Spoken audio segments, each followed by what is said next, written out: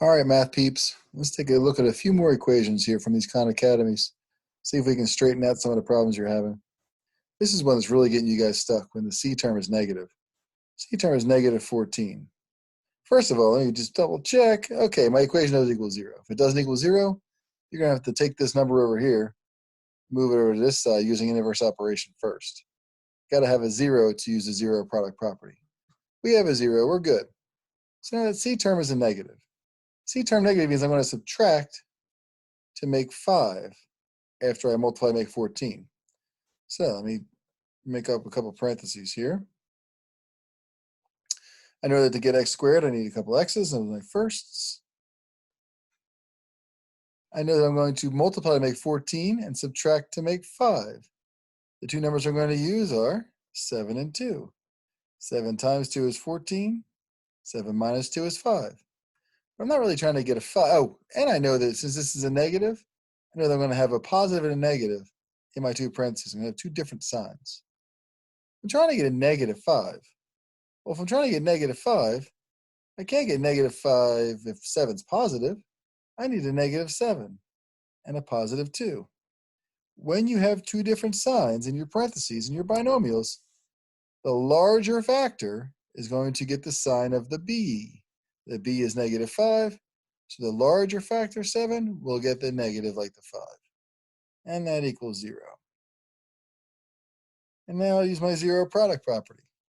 Zero product property says that one of these two factors has to equal 0 to make the product 0.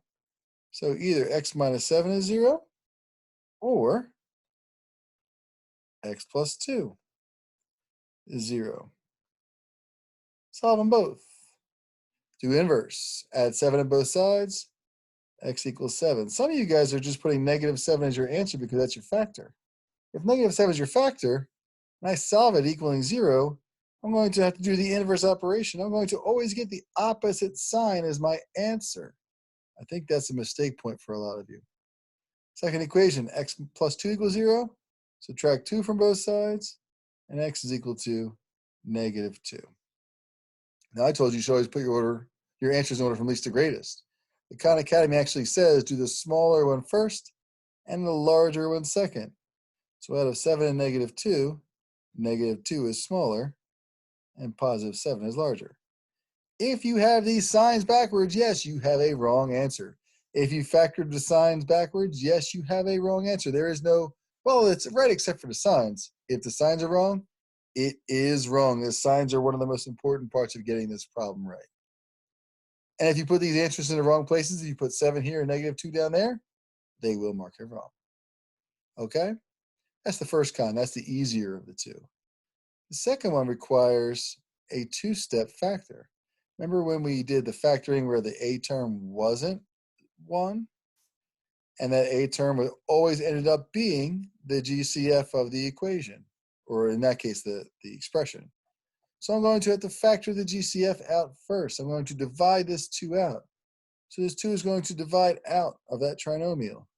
Now I'll be left with x squared minus 2x.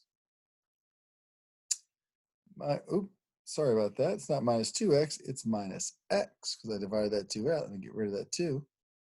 Minus x and minus 90 equaling 0. All right, so now that 2 is just going to carry down. I'm going to have 2 parentheses. And it's going to equal 0 in the end. I know that I need an x and an x as my first to make x squared. And now look at my c value. My c value is a negative 90. That means I'm going to get 2 different signs here. This time I'm going to do it in a different order. I'm going to put the signs in first, plus and minus.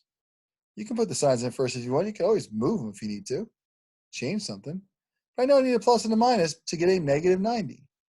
And I know that means when I multiply and make 90, I'm going to subtract to make this b value, which is 1 or negative 1.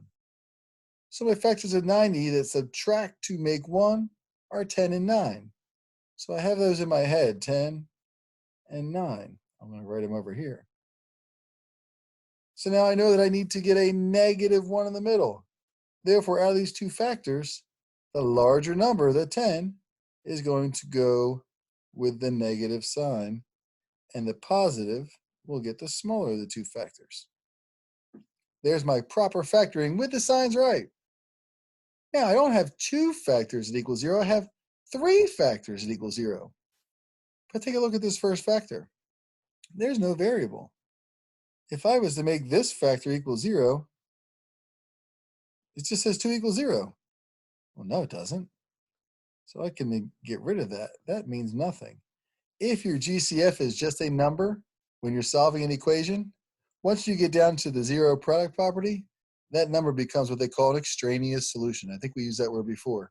Extraneous solution is a solution that's not possible. So now I have my two factors. X plus 9 could equal 0. And if it doesn't, then that means that x minus 10 has to equal 0. These are one-step equations now, guys. You got to be able to solve this. Like, never make a mistake. Inverse operation, subtract 9, x equals negative 9. Inverse operation, add 10, x equals 10. You can't do all that work to get here and then solve this one-step equation wrong. That can't happen. So negative 9 and 10 are my answers. The smaller one is negative 9, and the larger one is 10.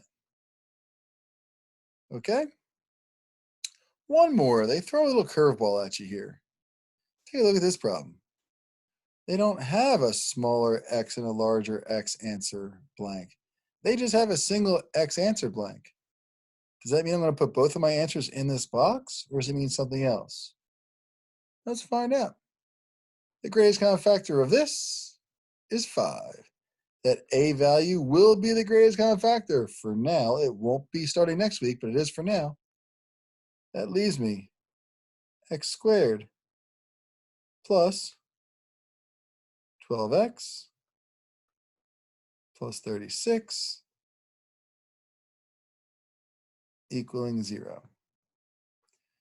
I'll bring that greatest common factor down, even though once I use my zero product property, it's going to become extraneous and unnecessary in my solution. But it's a good habit to keep it because it is part of the factor. So I know I need a couple of x's, x and x. This time I have a positive c value. That means that I'm going to be multiplying to make 36 and adding to make a positive 12. It also tells me that a positive c, I'm going to get two of the same signs. I'm either going to get a plus plus or a minus minus. Will I get a positive 12 here? I got to have two positives in here. So I'm going to fill those signs in right away. I'm multiplying to make 36 and adding to make 12. My factors are, 6 and 6. When I look at my factors, my first factor is 5 equals 0. 5 does not equal 0. That's extraneous. Get rid of it. My second factor says that x plus 6 could equal 0. And my third factor says the same thing. I don't have to solve it twice.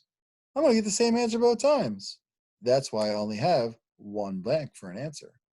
So I just have to solve it once. Subtract 6 from both sides, and x is equal to negative 6.